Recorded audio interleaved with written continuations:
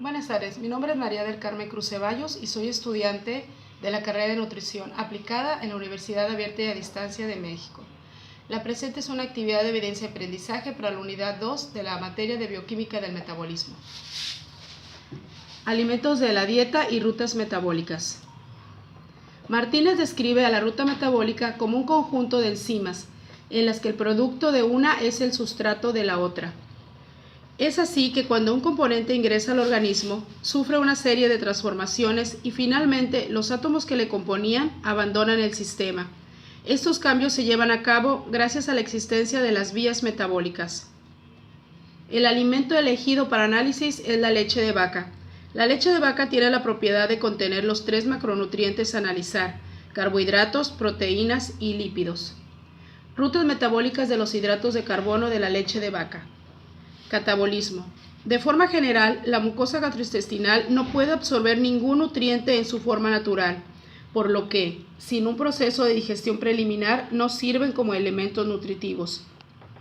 Por lo que la lactosa es uno de los disacáridos utilizado como fuente de energía. Este carbohidrato es digerido o catabolizado a monosacárido, a glucosa y a galactosa, previamente a su absorción en el intestino delgado.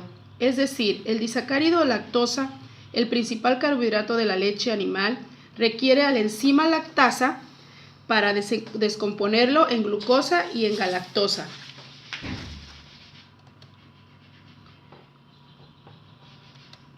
Una vez que la lactosa es hidrolizada en sus monosacáridos constituyentes, es el transportador de glucosa dependiente de sodio el encargado de incorporarlas al interior del enterocito, contra un gradiente de concentración, mediante un sistema de transporte activo. Ese transporte humano ha sido clonado y secuenciado. El transporte de exosas mediante SGLT1 conlleva un transporte de sodio en la misma dirección. Estudios cinéticos han sugerido que son 2 moléculas de sodio las que penetran en el enterocito por cada molécula de exosa incorporada. Al igual que pasa con la fructosa, el paso de la glucosa y de la galactosa desde el citosol del enterocito al flujo sanguíneo es llevado a cabo por un proceso pasivo a favor del gradiente de concentración de estos azúcares. Ya en el interior de la célula, la glucosa será fosforilada por la exoquinasa para dar glucosa 6-fosfato, el primer paso de la glicólisis. Por otro lado, la galactosa es el epímero C4 de la glucosa.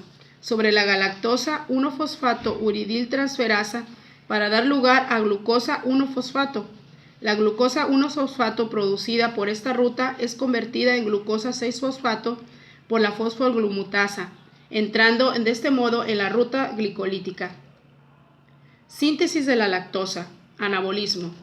El flujo de alfa-lactoalbúmina y su interacción con la proteína A insertada en la estructura de la pared del aparato de Golgi promueve la síntesis continua de lactosa. Se sabe que las limitaciones en el precursor glucosa y en los aminoácidos necesarios para la síntesis de las proteínas del complejo lactosa, sintetasa e incluso en portadores energéticos como el ATP pudieran condicionar a este nivel la síntesis de lactosa y por tanto la producción láctea.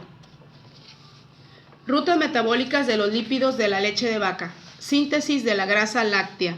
La grasa láctea está compuesta en más del 95% de su peso en triglicéridos y el resto en ésteres de colesterol, ácidos grasos libres y fosfolípidos.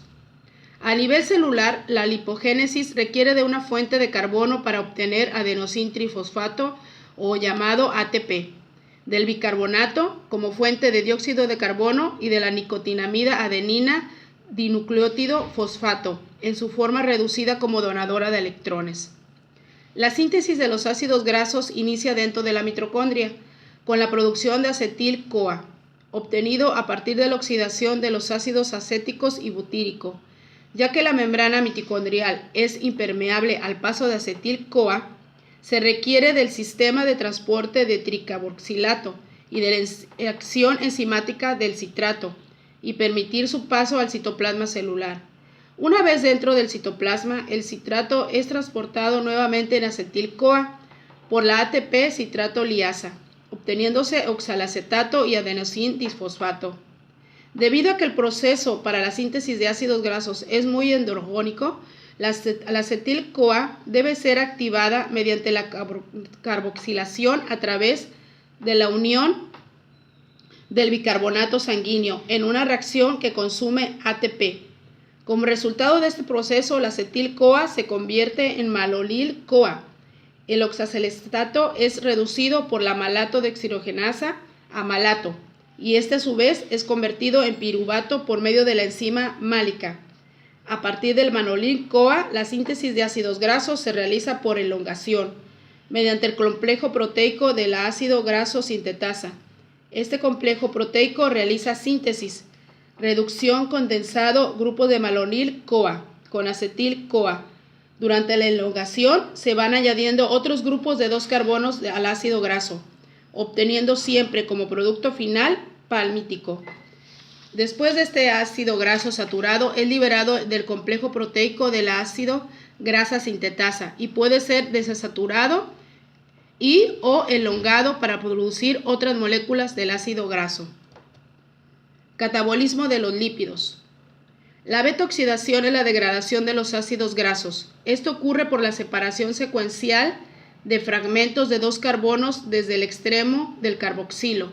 Se denomina beta-oxidación porque se oxida al carbono beta de los ácidos grasos, que se encuentran separados de 2 carbonos del grupo carboxilo.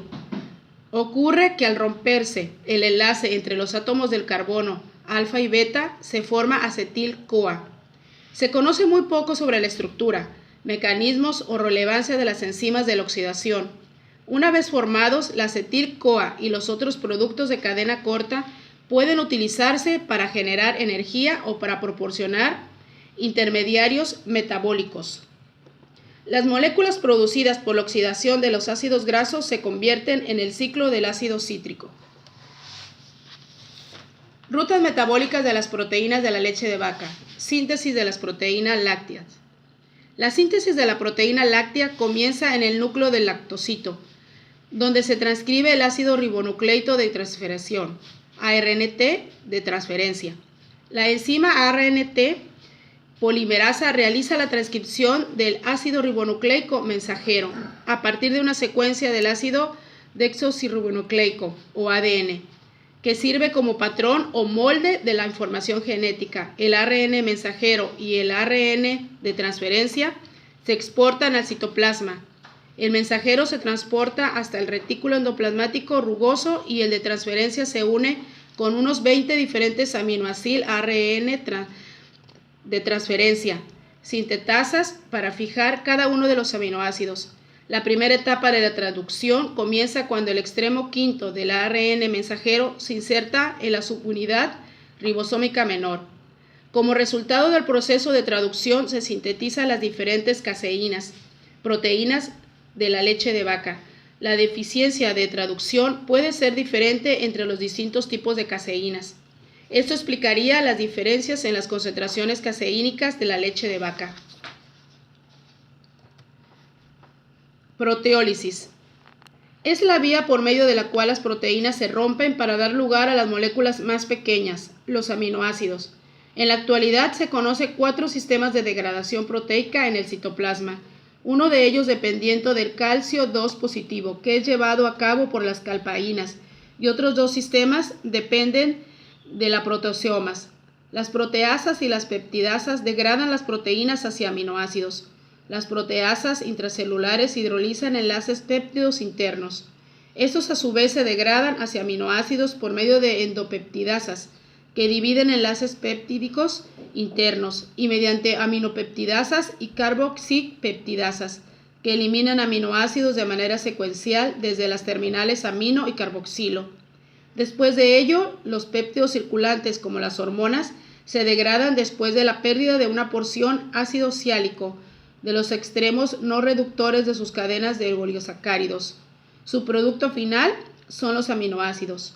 La degradación de las proteínas extracelulares relacionadas con la membrana e intracelulares de vida prolongada emergen en lisosomas por medio de procesos independientes del ATP.